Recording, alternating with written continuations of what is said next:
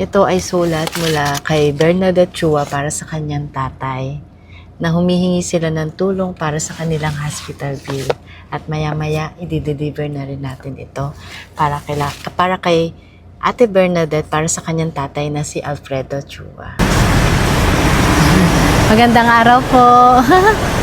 Yan, magandang araw. Ito yung binabasa kong liham kanina, yung kay Ate Bernadette Chua. Ngayon, papunta tayo para dalhin yung tulong ni Yorme para kay Kuya Alfredo Chua.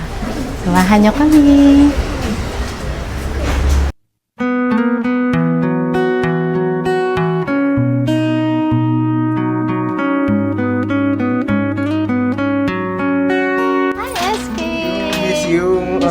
Pinapaabot si Yorme Isko para kay Kuya Alfredo.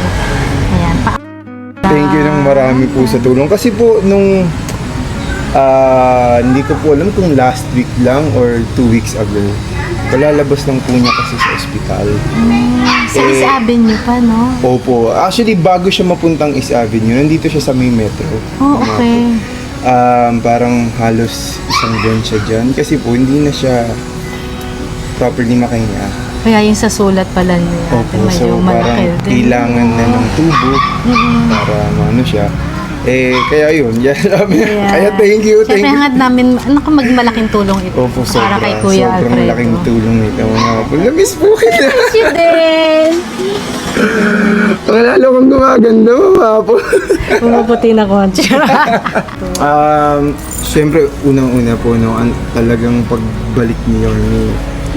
Kasi ako bilang SK chairman po, no, ang dami kong nakita na talagang nabago. No? Lahat naman ng naipangako niya, unting-unti nakikita talaga po natin na natutupad. No? And siyempre, sa inyo lalo, Mama Paul, no? Maraming salamat po.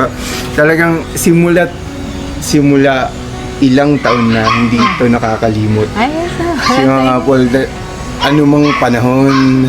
Thank you. Ilang beses na ako lumapit po rito kay Mama Paul, and hindi naman, never niya akong hinindian. Kaya, thank you. Thank you, Dennis. Kaya I miss you.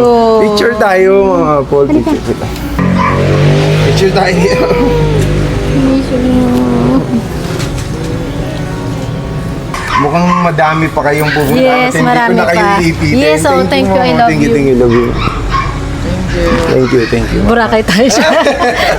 Iba outfit. Tingnan. Thank you po.